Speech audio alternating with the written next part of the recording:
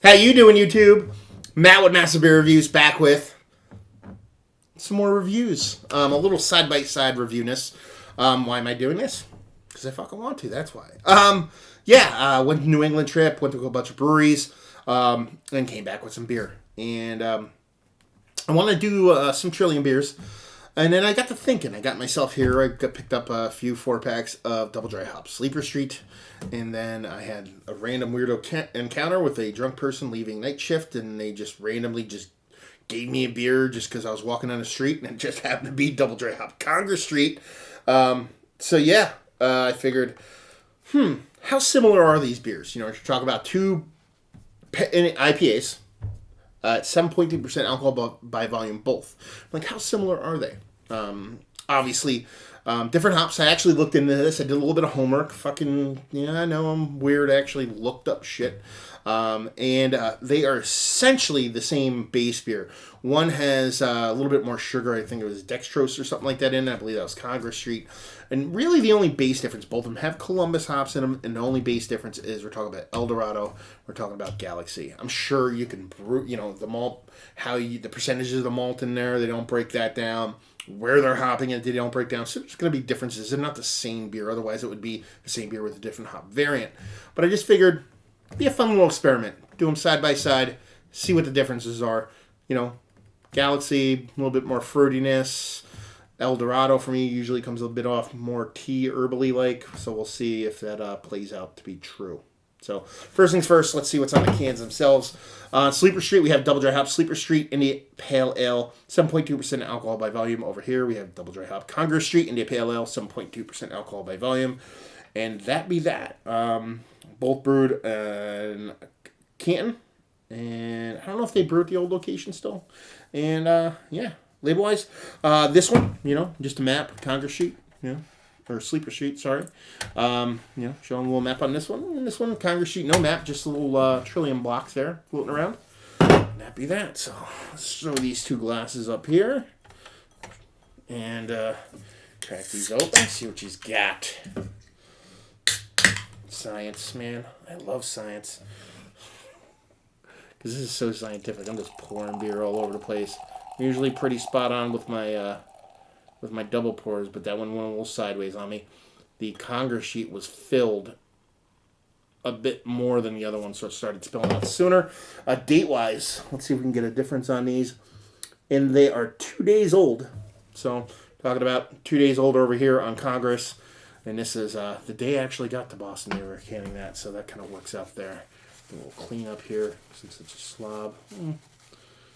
Nothing like pouring beer all over lighting. Anyway, looks-wise, yeah, they're just about the same. Like I said, the malt basis here, one had a little bit more kind of sugar going on in it, but, I mean, if anything, the Congress Street is just a skosh, and I mean a skosh lighter. Very, very subtle difference in lightness.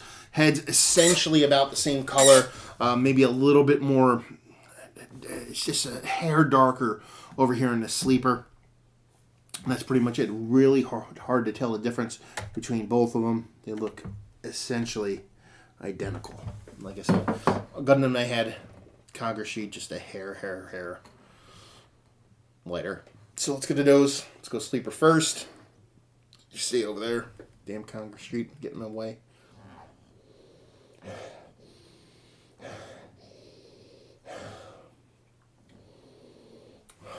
I'm getting a subtle kind of herbally tea-like kind of hotness, but I'm getting this like lime zestiness, like liminess, like lime pithiness. That's pretty much it. It smells, with the whole dry hopping thing. Double dry hopping, it's just additional hops, extra hops, added hops. You definitely get the vibe that this happened in this beer. But yeah, that's pretty much it. Lime zest out the pooper, and a little bit of herbally kind of tea-like vibes on there, and that's pretty much it. So yeah, not too much going on, but at the same time, pretty pleasurable stuff. Let's see what the old Congress Street has. More bittering on this one. More like slightly weedy, funky kind of hoppiness on this one. Not much fruit. It's more about it's almost like tomato stalky kind of funky, or bitterness, or weediness, like weed. Actually, not weed, but like weediness. That's pretty much it. Subtle hop presence, a little bit of sweetness, nothing too crazy. So yeah, yeah. I mean, both have nice noses, but nothing to write home about. Nothing too over the top crazy. So let's just dive in, see what they both have. Sleeper Street. Cheers.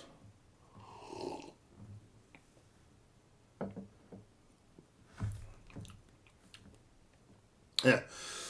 Still big pop of a kind of herbally bitterness, that little bit of kind of citrusy or lime leading citrus pithiness, bitterness going on there. Not as sweet as I hoped it would be. I thought it would be a little bit sweeter to bounce off that bitterness. Nice mouthfeel to it. Really nice carbonation. Just super crushable beer. Really nice. I mean, 7.2. It's not a crusher, but at the same time, drink's really nice. But I just want a little bit more from it. It's just not there. So let's dive into the Congress. Cheers.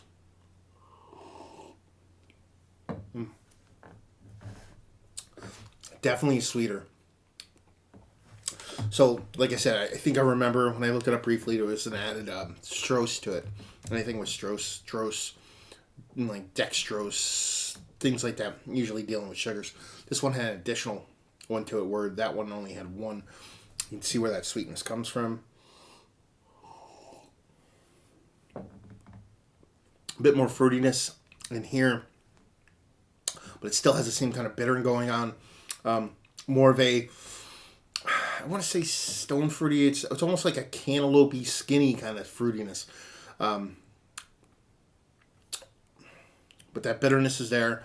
It's just a little bit more vibrant than Sleeper Street. Mouthfeel is almost identical, but there's that bump of sweetness that kind of balances that bitterness and just kind of makes it work a little bit better for me.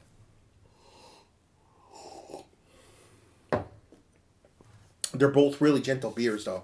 Both of them. They're not like overt in their impact. Sure, they're dry hopped, so you are getting additional dry hops, so you're getting that bigger pop of bitterness from them. But at the same time, it's not like over the top craziness to where it's just like killing you.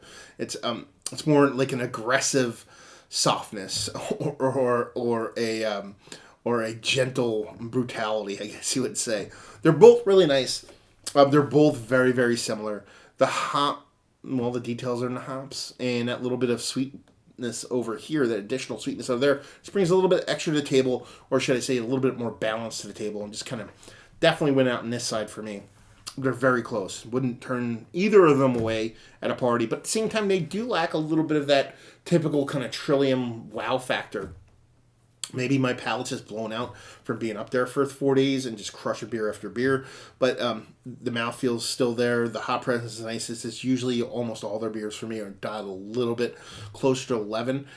This one's just a little bit more, closer to 9s and 10s instead of 11. Again, they're still both fantastic beers. It's just definitely go this side. In the grand scheme of things, I've had base pale ales a little bit more vibrant, a little bit more impactful in a good way for me from Trillium. So while they're both still awesome, this is going to be weird to say. Probably two of the least favorite Trillium beers I've had, and I've really not had anything from them I didn't like. And when I say the least favorite, I mean it's this one's $9,999,000 instead of $1 million. You know what I mean? Like they're still fantastic. Sounds like I'm talking about it negative. I'm not meaning it that way. It's just expect a little bit of oomph to them, especially with the extra dry hopping. Anyway, so let's talk about it. These are these some of the better base pale ales, or I keep saying base pale ales instead of IPAs. Dry hopped. Let's go dry hopped IPAs that I've had as of late. No. On the outside looking in, but they're still fantastic. Again, don't take my negative kind of what's the word I'm looking for? An exuberance for them to kind of lead you to make you think that they're not good beers. They're absolutely fantastic. It's just there's ones I've had that are quite a bit better, and a bulk of them from Trillium themselves. Value and availability, all their stuff usually floats right around $20 a 4-pack, so take that for what it's worth.